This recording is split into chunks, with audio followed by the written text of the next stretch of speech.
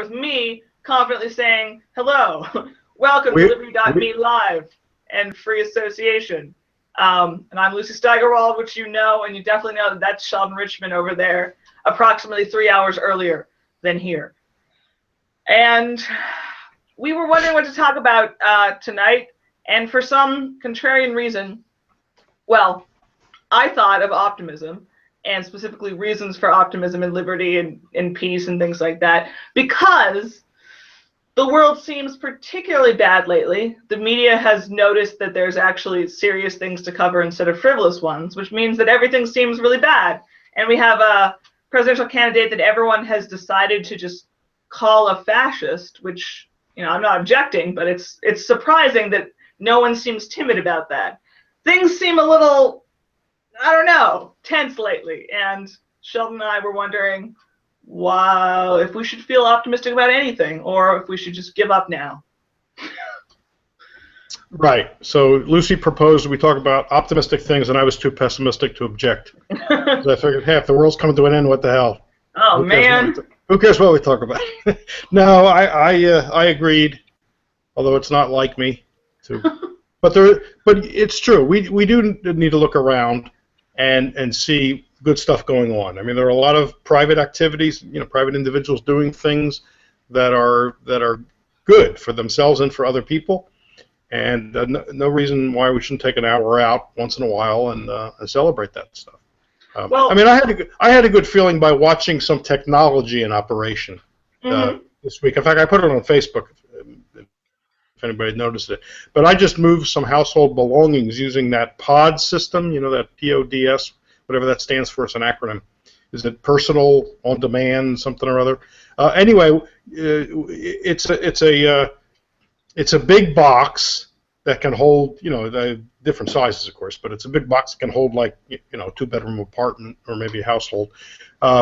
And they drop it off at your place, and you have it for a month. So you fill it if you want to hire people to, you know, move your stuff or move it yourself. You fill the thing up. They then come back when you tell them, put the thing on a truck, move it to where you're going. They drop the thing there and drive away, and then you have it for the balance of the month, and you can either unload it yourself or hire people. It's up to you. Then you call them, and they come and get the thing. But the thing is very heavy, of course. It's a big box. So the question is, they have to get it on and off the truck. How do they do that? And the video I put up, I just love to watch it because it shows you the mechanism. One person operates this thing. The thing weighs tons, especially when it's filled with your stuff. Right? Yeah. It weighs a lot. And yet one person, not 2-3 people, one person working some, you know, levers, moves this thing off the truck, lowers it gently to the ground, drives away, comes back, and then reverses the process. And watching it, you just think technology gives individuals superpowers. That's what technology does. And it's been happening ever since the first machine was invented or discovered. The principle of the lever was discovered, for example. It meant one person can have much more physical strength than 100 people without the machine. So I think that's the kind of thing to celebrate. Somebody invented that. I feel better already, and I'm not really kidding. I like stuff like that. And that's not even the highest tech thing, right? That's not super No. You know, great computers and smartphones and apps and things like that, which gives us, you know, millions of dollars, access to millions of dollars, things that would have cost, you know, $1 million or more. Somebody did an estimate of that. I saw a chart. If you look at the typical apps that people use, photo editing and all that stuff, plus their smartphone and all that, just in terms of software, not even hardware, we easily have access, you know, in our pocket, $1 million, what would have cost $1 million to have, you know, 20 years ago or whatever it is. So we can find stuff like that. But jump in, Lucy. I don't want to do a monologue. Well, the technology thing is always great. I know a lot of, you know, your Jeff Tuckers and a lot of the Reason people, they're very optimistic about technology's just capacity for liberating the individual. And we don't even, you know, in a lot of ways we don't even need to theorize about it because it happens every damn minute. And that's sort of, you know, the Tucker sort of, almost the Tucker parody, like I don't mean that in an insulting way. Like the classic Jeff Tucker thing is to be like, I saw this basic thing and I was just blown away by, just the individual power to get a Big Mac and then take an Uber home and just anything like that. It's in some ways it's easy to find reasons, but of course a lot of that stuff is part of our everyday life as Americans, middle class Americans. So it's also our job to completely take it for granted. The fact that you and I are talking right now with this nice picture quality, even though you're in California, things like that, No, that's right. Look, you're right. Jeff Tucker is about the most optimistic person you can imagine. Unless Trump ruins him, of course. He always finds something to celebrate, and I'm happy there are people like Jeff to remind us of that. It's easy to overlook, but imagine the power, the computing power you're carrying around in your pocket. And it's unbelievable. And then I think doesn't Louis C.K. have a bit of a routine about this? About he's sitting on a plane and here's somebody complaining about the Wi-Fi's a little sluggish, and he says, I'm not going to use this obscenity, but he says, do you hear yourself? You're on a plane traveling, 300 miles an hour, 37,000 feet, and you're online, and you're complaining that the Wi-Fi's connection's a little bit slow. Have some perspective. That's a great. That is a bit of a microcosm of the human condition, at least the prosperous human condition, I think. And that's fine. I think that sometimes if we're spoiled, that means that we are prosperous and we're not fighting for our lives in some sort of war zone, Spoiled is good in a lot of ways. But I don't know. I was with my grandmother all last week, and to generalize horribly, like any elderly person, like she'll watch the news and see a story of a single murder and be like, oh, things just didn't happen like that, like before, and now they do. And I want to be like, Grandma, you were born the year after the Somme, when 500,000 casualties resulted, in a month of a battle. Like, that's not happening right now. Like, everything's better. You lived through, you were an infant when World War I ended. You lived through World War II, Korea, Vietnam. Just the fact that those aren't happening right now, and she has a tablet, she goes on Facebook. It's just, I'm making myself feel better, which was my secret agenda for this podcast. No, there's a lot of directions to go on this. You mentioned war. There's not a world war going on. Sure, the Middle East and Afghanistan and Northern Africa get a lot of attention. There's terrible things going on there. But the world generally is probably more peaceful than it's ever been. There's not a lot of interstate warfare going on. Domestically, violent crime continues to be at historic low levels. And so those things get overlooked by cable news, which is on 24/7. That wasn't true. Go back before 1980, there was no CNN, and most stories which people are preoccupied with today, they wouldn't even know about, because they would have been local stories, like the shooting and the stuff that's going on in Chicago. You see the video over and over again of the cops shooting people. It's the technology that's bringing that into your home at all hours of the day. So there's a kind of a good and bad thing there. Obviously, the thing with the police that's going on these days and has been going on is a terrible thing, but the unseen kind of positive is the information revolution that's going on. So the same thing that brings us that bad news into our homes is bringing us all kinds of great things about ways to stay in touch with people. Look what it's done, for example, for personal photography. Everybody now can be a photographer if they want. Everybody can show their pictures to their friends and to total strangers by these various websites. Everybody's carrying not a bad camera in their pocket or their purse or on their belt, and it's opened up photography. It's democratized photography and other things. So this is all really cool stuff. The other thing I wanted to mention, another great optimist in the libertarian movement, is Les Antman, who's here's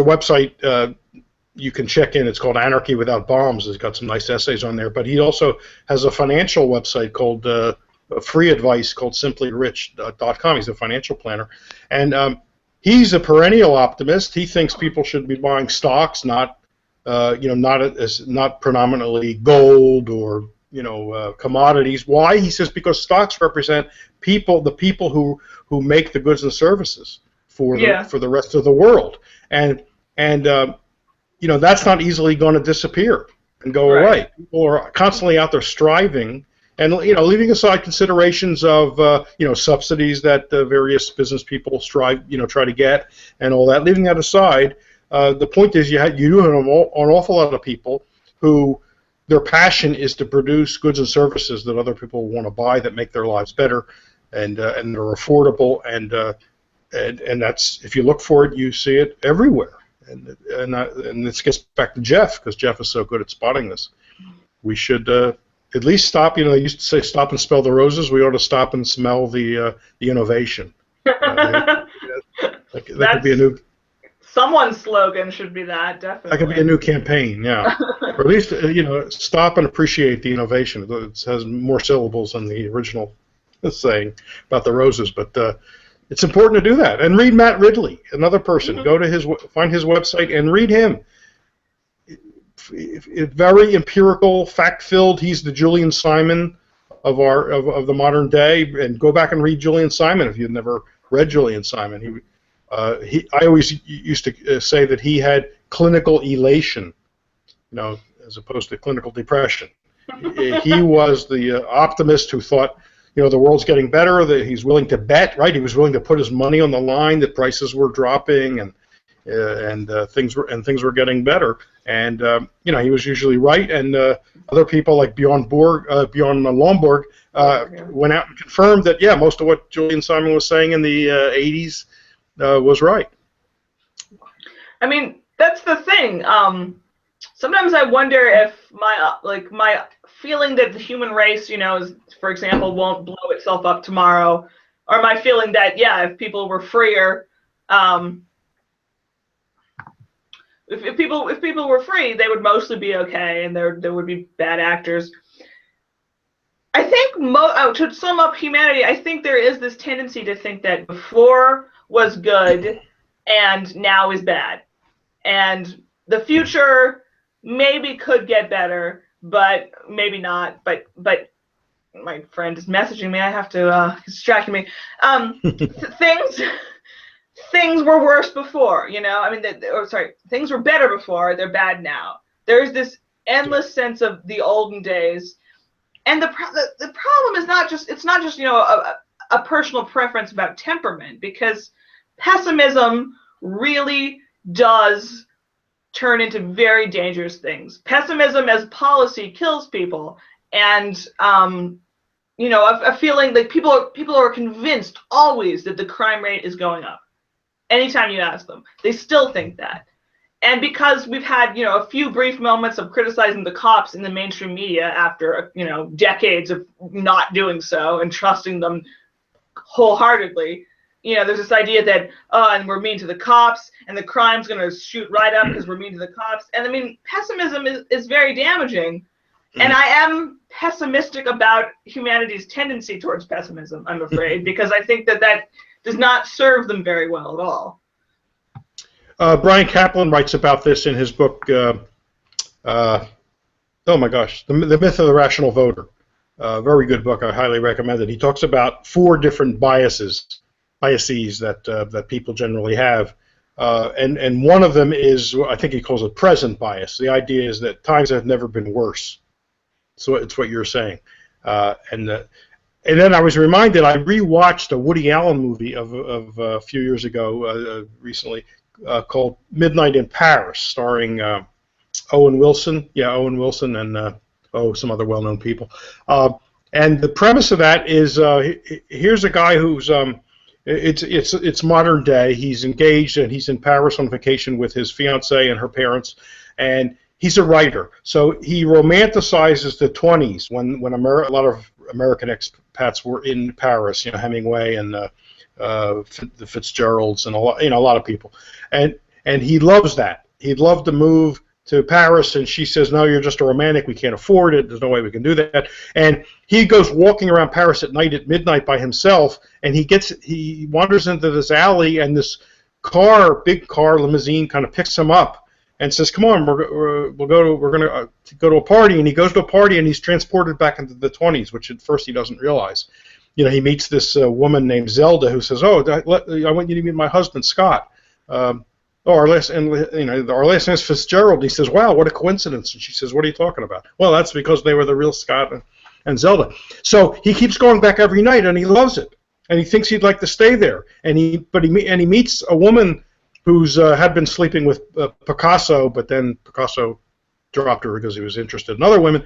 And that woman wants to go. She's bored with that time, and she wants to go back to the 1890s when she could meet Gauguin and Degas and Toulouse-Lautrec. So they go there, and it finally dawns on him. Wait a second, you're in the you live in the time I wanted to go back to, but you're dissatisfied with that time. You want to go back to the 1890s, but people in the 1890s probably looking back to some other golden era, and the ancient Greeks were looking back to a golden era. You always get bored with your own time. And so we'll get bored with this if we stay here. And he says, besides, there aren't any antibiotics. It's a very good movie. It's a great message. Yeah, I never saw that. There's always a golden age, and no matter what golden age you go back to, they would say, this is not the golden age. That's the golden age. And so we have to look for the gold in our own time and also realize the future most likely will get better. Now, that's not a counsel for complacency. Or it doesn't mean we don't need a libertarian movement. We want to make sure we get to the better time, and we want to get rid of these violations of freedom that exist. But we can still see that in a larger context, in this optimistic context, and I don't think we should forget that. I mean, I think for optimism, you do. Libertarianism is. All right, now let's phrase this as a question. Do you think that libertarianism is inherently optimistic, a philosophy? Because I'm inclined to think so. Well, I think so too, because we sometimes get accused of thinking, oh, you think people are good. So there's like an element of optimism that is important to libertarianism. Rothbard always called himself a long-run optimist, a short-run pessimist, but a long-run optimist. Which seems like a fairly reasonable. I mean, he thought eventually liberty will win. Right. But that doesn't mean good things can't also be happening on the way, and certainly in the area of production of goods and services and technology that make life better, but also increase longevity. Right. It's not just in the trivial sense making it better. I mean, there's medical advances that save lives and let people live that wouldn't, who would not have lived. Those things can be happening, and we shouldn't miss those. It's easy for us to get bogged down in, what the government's doing and the violence, but for our own, equilibrium and disposition, and we should remember the other things too, and it's important. I mean, libertarians. It's this entertaining position to be in, because you have this impossibly long, like past our lifetime slog towards something and this grand idea, but it's not utopianism. I mean, we've talked about that in foreign policy conversations where we acknowledge that, like, if what we hope happened, we're not saying ta-da, human perfection, no violence, the end of it. Mm-hmm. Everything will be perfect. It's not about that. It's this simple optimism, and even the people who profess to understand that and say, well, you think people can be good on their own, and I don't think so, they're still missing some of the finer points of this. I don't know. They accuse us of utopianism when the social engineering people really are the ones. And as is tradition, their utopias have a very dark side to them. Yeah. No, I think we should remember that a little bit of freedom goes a long way. That doesn't mean we should be willing to settle for a little bit of freedom, but we can still notice that the benefits that come from even slight zones of freedom that people have. I mean, it's certainly true that in the developing world, over the last 20, 30, 50 years, absolute poverty has dramatically diminished. I mean, unbelievable. I mean, this is something that you can find in Ridley's work in quite a bit of detail. I mean, it's astounding. You kind of don't think about it unless you actually read some of the facts on it, and then you're astounded by it, because especially living here, we don't notice it, but it's in fact true, and the reason is the liberalization that has occurred. Now, it's hardly been pure liberalization. A lot of corporatism and expropriation of people from land and stuff like that, and stuff that we should rightly condemn and analyze critically. But there has been more scope for entrepreneurship and trade, and globalization has been part of that. As Adam Smith said, the division of labor is limited by the extent of the market. Well, the extent of the market has been broadened, which means a better division of labor and more productivity and more products available, not just to us, but to people who were once in very dire circumstances, and they're definitely now in better circumstances. We'd want them to be much better, and if the market's allowed to operate, they will be. But we shouldn't deny or overlook the fact that things have improved quite a bit, where things were once really bad. I mean, and this is that's not just an interpretation. Like the dire poverty reduction, the crime rates decline in the U.S. I think no one's really sure. People debate this all the time. But I've seen and I've had interactions with people. My one friend had an interaction with law enforcement, or maybe whoever ran their Facebook page. People who are actually dismissing, no really statistics, like crime rates are going down. This is not, my poetry about the situation. Like this is factual. And there's something about this kind of positive thing. These people in China are out of poverty, and this murder rate's gone down, and it's all true. And it doesn't feel real enough to change an attitude. And maybe it's too impersonal, I guess. But there's a lot of people who seem a bit like they need the world to be in a horrible, deplorable state, and they need it to be getting worse unless we do something right now and maybe donate money to this very noble cause and things. I don't know. As I said, I'm pessimistic about humans' habit for pessimism. I find it very disheartening. Yeah. Well, it reminds me of an article by Dan Sanchez just recently. There's nothing to fear but the fearful. He's not afraid. He's not afraid of for example, terrorism. I mean, the odds of any individual being a victim of terrorism in the United States are like 1 in 4 million or 1 in 9 million, depending on how you describe it. But he's afraid of the people who are afraid. Yeah. What they're going to do, namely get the government to do stuff. I guess we should mention global warming, because or climate change, as they say, which is a much more neutral term. Climate change sounds like, okay, why should I care about that? Global warming, you might think. Well, you might think, oh, good, it's cold where I live. I'd like a little global warming. But that's the source of pessimism for a whole lot of people, not so much libertarians. But my cousin, he's convinced. For a whole lot of people who who even claim it's the cause of the increased terrorism.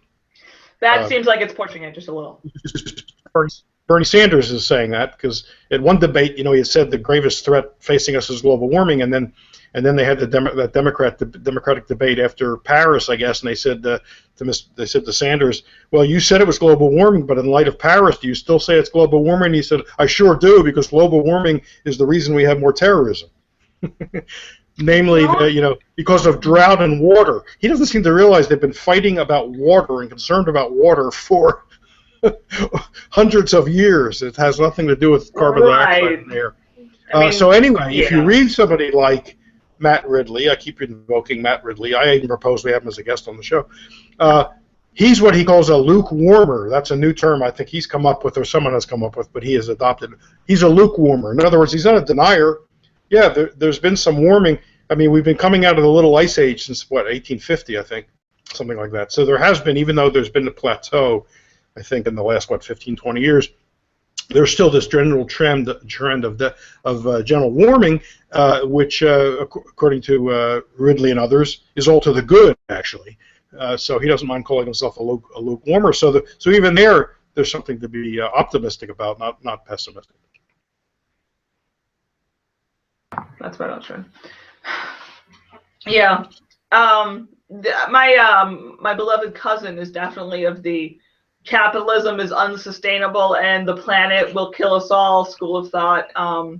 Impressively pessimistic in my mind, and that his pessimism runs so deep that I don't really know where to begin. I'm just talking about my relatives on this show, my pessimistic relatives.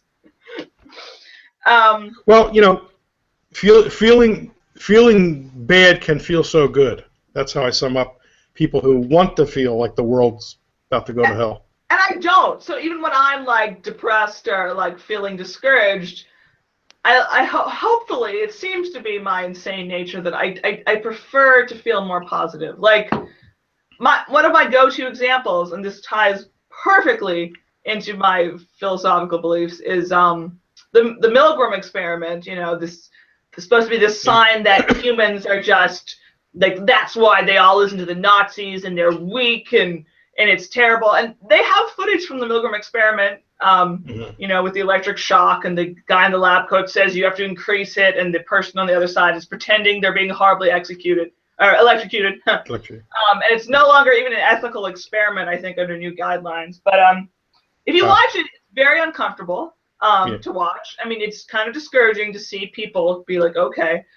But if you watch, with things I've seen on YouTube, there's the two people who stop, and there's one fantastic guy, and they're saying, no, you must continue, and he sits back with a cigarette, and he says, no, of course I don't need to continue, but who are you to tell me it's mandatory? It's just this beautiful, Jeffrey Tucker could write a sonnet about it. It's the human contrarian condition, and at the end of the day, for me, it's that even if those people are the minority, and they were in the Milgram Experiment, and perhaps even they are in life, they're always going to be there.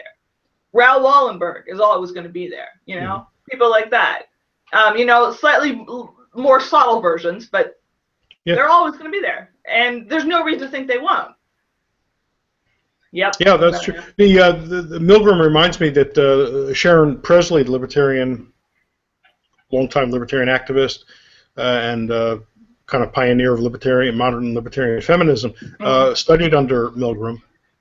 So she knows Milgram. I wanted to recap it maybe in a little more detail for viewers who maybe don't know about the Milgram experiments. But this was done, I guess, in the 50s and I guess he was a psychologist, Stanley Milgram, and I forget what university he was at. But they wanted to see people's reactions, so they would bring in subjects, and so the person administering the test was wearing the white, lab coat, so he had this authority of being a scientist, right? And he would say to the subject, now on the other side of the glass, we have someone sitting in a seat, hooked up to a device, and this control panel in front of you, Mr. or Mrs. Subject, can administer shocks to the person on the other side of the glass. If they don't answer questions properly, I forget exactly now the detail. Do you recall? Yeah, I believe there was like a quiz involved.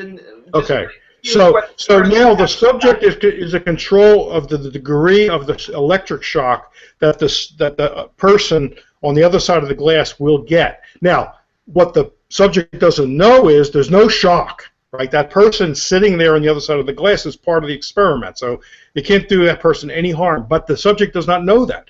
And some people, Lucy talked about the exceptions, I guess, most of them were willing to give some shock because a guy in a white coat who is a doctor said it's okay to do it because that person agreed it's okay to do it. Right. I mean, that person wasn't supposedly kidnapped and hooked up to this machine, right? That person, according to as explained to the subject, has volunteered to be part of this. So the person could think, well, the person agreed. So, but when they were told to increase the level of the shock because the lower level wasn't good enough, it wasn't enough punishment, a lot of people went along even though the person's writhing in pain and Right. screaming and saying, stop, I guess the scientist is saying, no, that's okay. That's okay. Keep giving the person stuff. That person volunteered. The person volunteered. They signed the release. And some people wouldn't do it, but I guess an alarming number of people were willing to do it, and that was the point. There's a book on it, too. And that and the Stanford Prison Experiment, actually, is the other famous one, where it's like the takeaway is supposed to be this pure pessimism, is that after 3 days, you know, that was the experiment where half this class of college students was supposed to be the prison guards, half were supposed to be the prisoners, and supposedly it was supposed to last for 2 weeks, and he ended it after 3 days because everyone got so crazy. You know, the fake prisoners got cowed and meek, and the guards got sadistic. And I will say, I've heard people say that they're skeptical of kind of that experiment. Not Milgram, but the prison one's a bit dodgy. But people use those for the excuses for just incredible pessimism. And you know, history, like you can spend your whole life thinking about the Nazis and why so many people, you know, went along with that, and why, you know, you and I haven't stormed, I don't know, the DEA and the prisons and all that sort of thing. I mean, there's always something like that. I don't know. I mean, there are reasons. There's sort of a libertarian. You can put the libertarian filter on that as well, and think, oh God, people, you know, people just fall into line when authority says something all the time, and you could become a pessimistic version of a libertarian with you know, history. Yeah. No, that's right. And look, if we value liberty, it gets back to what you were saying before. I think there was an inherent, there is an inherent positive aspect to that, because you know, some people are afraid of the idea of everybody being free. Right. They find it scary. But we who don't, there's something optimistic about that. That we think way on net, right? The net effect by a long shot will be positive. Obviously, some people will do bad things. Of course, if you give them power, they'll do bad things too. So power doesn't get you out of the problem anyway. But we believe that if people are free, most of them are going to be in doing good for themselves. They're going to, whether it's part of their intention or not, the invisible hand, of course, they're going to be doing good for other people as well, regardless of what their either immediate or ultimate intention is. But you know, I also think freedom and trade breeds is social cooperation, but it also breeds a cooperative spirit, and people understand that, and it's sort of interactive, right? Trade breeds further cooperation, because you see the benefits of it. And I mean, look at what's. I mean, this is something that many people have pointed out. Look at how you're able to cooperate with total strangers that you never even see face to face worldwide. Right. If you buy something over the internet, or use a credit card, a piece of plastic, to buy stuff from a great distance away, or you know, David Bose likes to say you can go to a foreign country, give them a piece of plastic, and they give you a car to use. For sure, you need to bring it back, but isn't that pretty amazing? I mean, you never saw that person. You don't even live in the country. You live on the other side of the world. I mean, it's easy to overlook those things, but those came out of people. You know, yeah, they felt good about their fellow man and woman, so I'm sure they were delighted they were bringing joy and comfort to other people's lives, but they were also pursuing their own good for themselves, their families, and their circle of friends. Unfortunately, that's a kind of another topic, but I mean, there's a type of person who's also horribly offended by that, of course. You know, they were just sitting there pursuing their own ends and not the ends of some noble, grand scheme that, you know, David Brooks thought up one weekend in his call. But yeah, I mean, but again, it always comes down to also, you can't, it's not, you know, it's not just the media's fault. I think, you know, the internet is a net good, but I'd have to think hard if cable news, 24-hour news is actually, like, you know, a positive for humanity, I confess. But I mean, you know, nobody talks about the 100 million gun owners who carefully put away their guns, and, you know, no one was killed by them in the last weekend. Yeah. People try to mention the more than 1 billion Muslims who haven't murdered anyone today. I mean, like, in some cases, I was talking about the minority in Milgram doing the right thing, but you have majorities of some demographic, some subgroup who do the right thing, who don't go around killing people, or and we don't. That doesn't interest us. I find planes kind of scary. Planes are incredibly safe. I know this. I try to think very hard about all the planes that land every day. It just kind of bothers me to be in the air sometimes. But I mean, yeah. I don't know if this is a modern thing or not. If this is more something that's a neuroses that's been not given to us but enhanced by the cable news type of thing. God, the media is terrible. Why am I in it? All right, look, my first profession was the news business. I was a newspaper reporter after college for about 6 years or so, almost 7 years. And it's true that, bad news is good news doesn't usually make the front pages.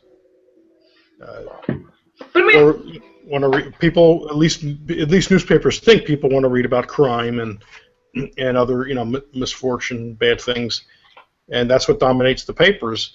That's magnified by cable news because, if you sit in front of CNN or one of them, they seem to have different shows, but the content of every show is the same, just a different talking head. It's atrocious. And then they have the same thing. It's really kind of funny. But on the other hand, it's not meant to. It's not really meant for people to watch it nonstop. It just means when you turn it on, whenever you happen to turn it on to catch up, there it is. That's what the internet does too now. I compare it a little bit to a 24-hour restaurant. It doesn't mean you should be eating 24 hours nonstop a day. It just means whenever you're hungry, you can go there, and it's there. So, it's not meant to be, although I guess some people do binge watch, and I confess I do some binge watching of news, and I kind of usually hate myself for doing it, and then I put on Curb Your Enthusiasm or something to wash it away. But it can make you seem pessimistic because they're going to focus on, take today. They're focusing on Trump's call for keeping out Muslims. Trump promises to go talk to Bill Gates about closing, as he puts it, closing down the internet in some areas because kids are watching it. Kids are watching the internet. Did you know that? They're watching the internet. That's awful. Someone should stop them.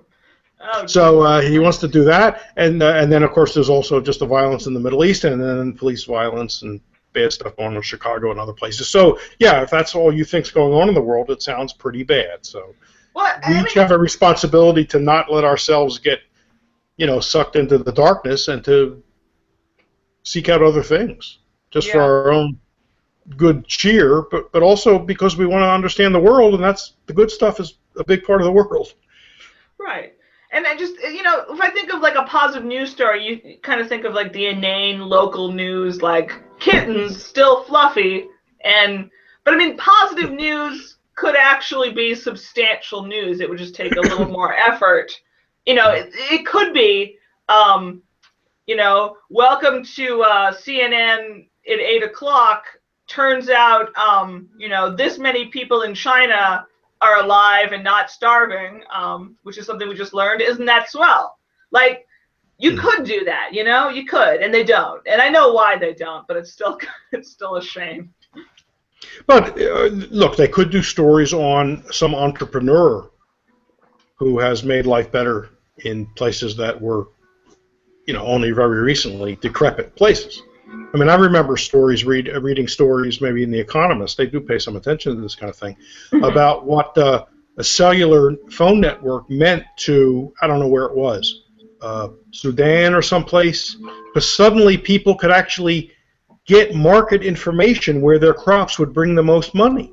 Oh, yeah. And you had farmers who were not wealthy by American standards, and not even by the poor of America, right, by that standard, walking around with cell phones, and now they know where their rice or whatever it is they may grow, where they should take it, because there's a better price there than over there.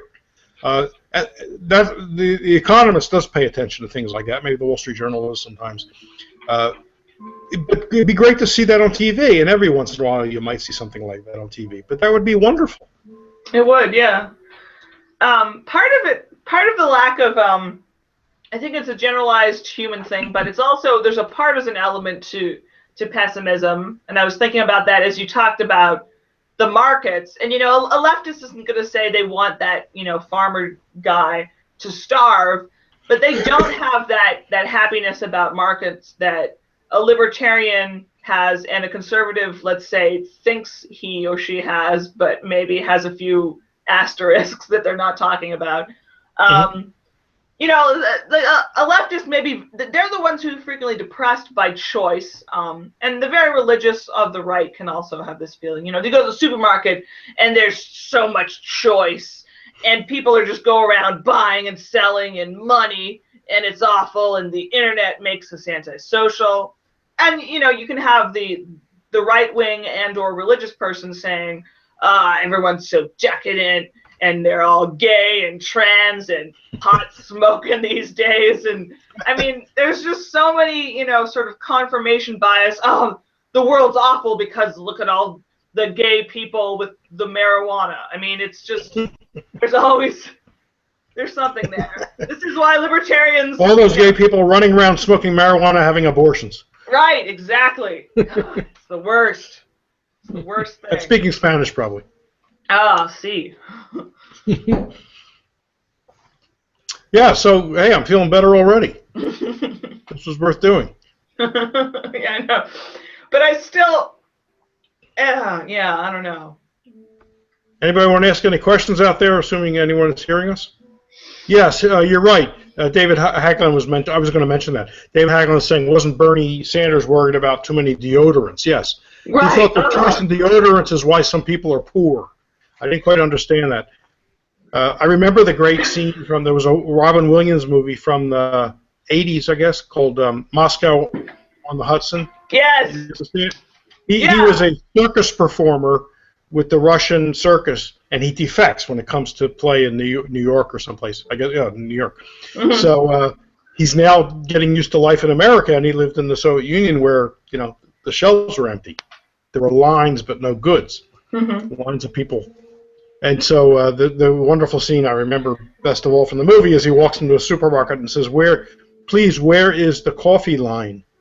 Yeah. And the person says, what do you mean, coffee line? He says, the coffee line. Well, it says, I'll show you the coffee aisle.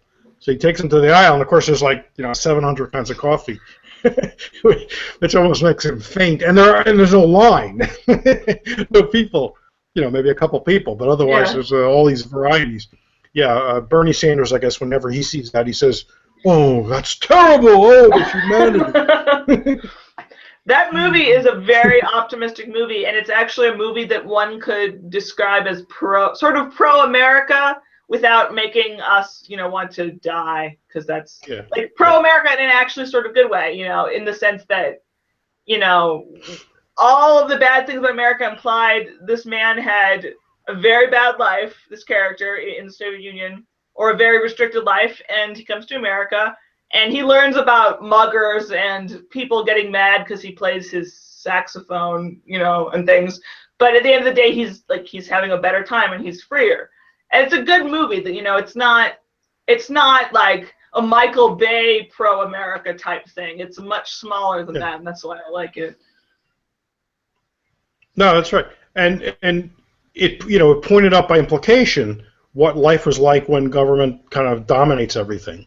Yeah. You know, and which we already appreciate as libertarians, just everyday life. Now, not the horrible, egregious oppression of people being taken away and, you know, not having a fair trial and stuff like that. It's not gulag. But the everyday grind, grind. I mean, what women, it was typically women, had to do. They always had to have a bag. They always kept a bag with them. Why did they always keep a bag with them?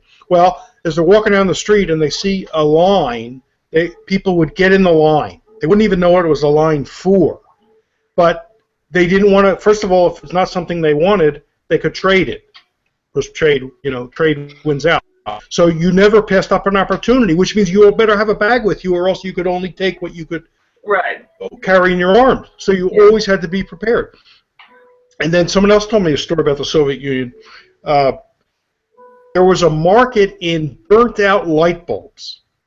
just a black market, a little black market. And you'd say, well, why would anybody want why would anybody want burnout light bulbs? Well, here's why. If you worked in an office and people would steal the light bulbs from the ceiling to take home. Yeah. But if there was a vacant socket, you were in trouble. So you wanted a light bulb that was burnt out to replace it, and therefore there was a market for burnout light bulb. Look at the genius! This shows you what markets and people who are entrepreneurial can accomplish. That's brilliant.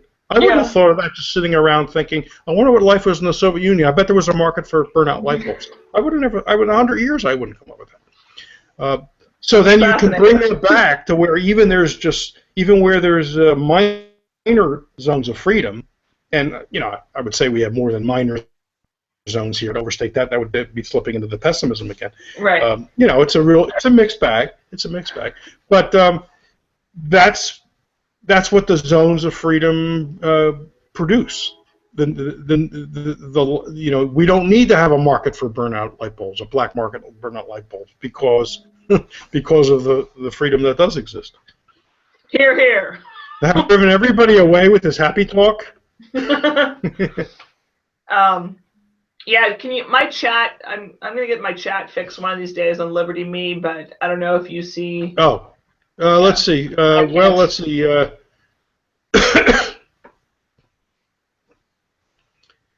David Hagelin is asking, will this new Trump problem of calling for no Muslims to immigrate to the USA bring him down? Is this the big issue that will bring him down? That's not really on our topic. That's Well, again, though, something about Trump being awful and everyone sort of chiming in and saying, my God, he's a fascist, this is awful, made me want, something about Trump inspired this topic in a contrarian sense. It's not to say Trump is worse than any of the other assholes we usually have, but everyone seems particularly grim-faced about sort of politics in a way that, I don't know, so something about that. I did kind of... Oh, okay. I'll turn it to an optimistic, in an optimistic direction. And I post this on Facebook too. So if you can't find it anywhere else, go look there. There's a fantastic video. Have you seen it? About two guys act this out. It's two guys who've been drinking too much beer on their front porch, okay, and they're wearing ball caps, and one doesn't ever say anything. In fact, he's dozing off a lot of the time. The other is drinking beer, swigging beer, and he's lip syncing to real Donald Trump sound bites. So it just goes to show you, Donald Trump just sounds like your drunken friend who's going on and on about what he would do if he's president. And it's brilliant. It's artistically brilliant. It's videographically brilliant. So that's the optimism, that even something like Trump, somebody can use for creativity to give you a huge laugh, to put things in perspective, and it's really wonderful. The guy has, his lips synced it perfectly. They obviously worked on this and practiced, and it's great. And it goes through, I'll build a wall, it'll be a great wall. It's fantastic. You'll laugh out loud. Another thing, I don't know if you saw the video of it called Saving Daylight, as daylight savings was ending. It was a great video. It was supposed to be like a trailer for a movie called Saving Daylight. And it was this dramatic thing about, but everyone's going to have to turn their clocks back. It was just brilliant. So one of the things that Facebook and YouTube bring to us is other people's brilliance and passion for excellence. And that always gets me. I mean, I can well up, even if it's something funny. I can see the passion that the person put into it. They wanted it to be just right. And who knows how much work they put into it, because it just accomplishes what they wanted, either a laugh or a tear or something like that. And to me, that's part of the optimistic picture. That people are when people stop doing that, then I figure that's the end, right? I mean, go ahead. I was saying, YouTube. People always, and I'm guilty of this myself. They reference, the racist YouTube comments that might pop out at you, and you think, what the hell? Like, this isn't Stormfront. Like, how did this Nazi get here? But like, YouTube is this, it is the everybody mixed together making videos thing. And right before I came on here, my boyfriend was like, watch this video real quick. And it was, this series where just a bunch of teens, like, they'll show them pop culture from, different eras and clothing and stuff. And it's not like this contrived thing where it's like they're teens and they don't know anything about the past, and it's not going to play into like the older people's fears about teenagers, or the hipsters' fear about kids today or anything like that. It's very real and very endearing, and they seem like real kids, and some of them knew, this Madonna song and that like White Snake song. It was an 80s music one, and like there's something positive about it because they seem like real people who are kind of just enjoying it. I don't know. Yeah, there's a million things like that, but it felt very real, and it felt like, oh yeah, there are just people out there discovering new things, and the kids today are all right, and calm down, damn it, about the Instagrams and the Snapchats and what have you. Right, there's some amazing stuff being done, and this gets back to the earlier point about the technology, because it's in the reach of almost everybody. The tools to make this. It's a power that even adolescents and even children have, and I have enough raised by homeschoolers in the woods, ideas to think. I hope kids don't just stare at a computer and nothing else. In the next generations. But there's this, people forget this about computers. Like, you were talking to anybody. You were reading about anything. It's just, there's all the reason in the world to be amazed by it constantly, but it's the Louis C.K. thing. As soon as we get it, we're like, well, this is terrible, and it'll ruin us all. I mean, we can't sit around being in awe of everything all the time, but in some ways we kind of should. Well, it's true, and I think it's been around long enough, even though it hasn't really been around that long, that it's easier for us to take it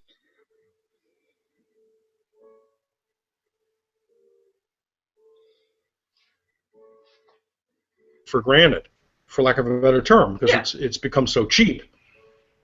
I mean, look, bands can record now in their garage, much, and have decent sound, than that would have been possible. Would have been possible not that long ago. So it's so. And that doesn't. Of course, it also means a lot of bad stuff gets made. But it always did. Poor quality. I mean, it always did. Bad in the sense of poor quality. That's right. But so what? Yeah. You can sort it out, or rely on other people whose judgment you trust to sort it out for you if you don't want to do it. But you can see great things. And it's part of what makes life better, and that's grounds for optimism.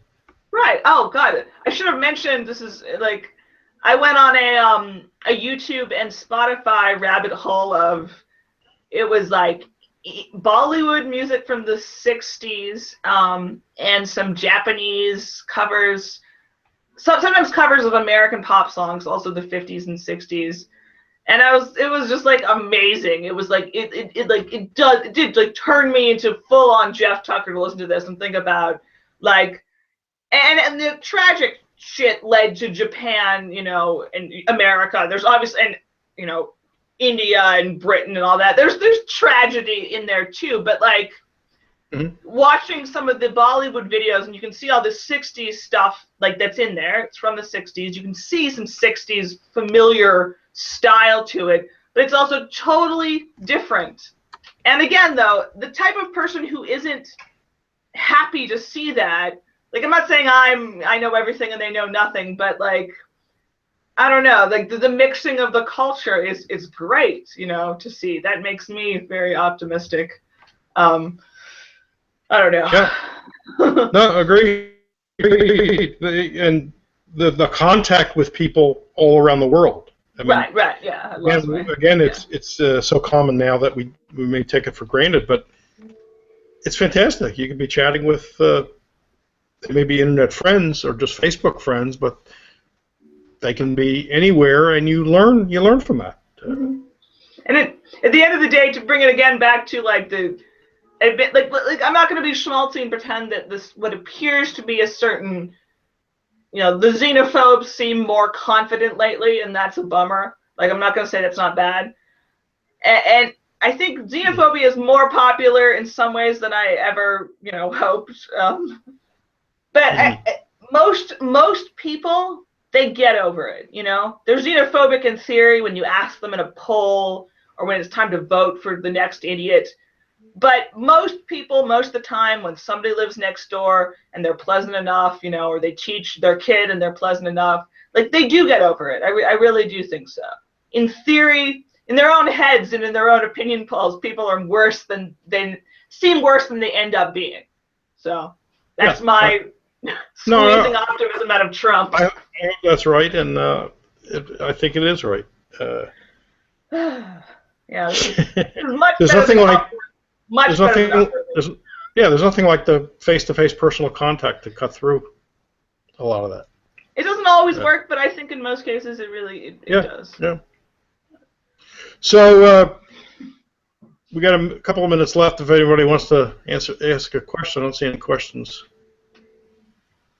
I put up the link to that to my Facebook post that has that video of the Trump. So at least get a laugh out of Trump. Right. Do that. If Trump provides no other benefit to you, at least you'll get some entertainment. It's really it's a laugh out loud video. Do we have anything to plug for that's following us? I absolutely forgot again to check before we started. I don't remember getting a list. Yeah, I did not get a list with things to plug, so maybe not.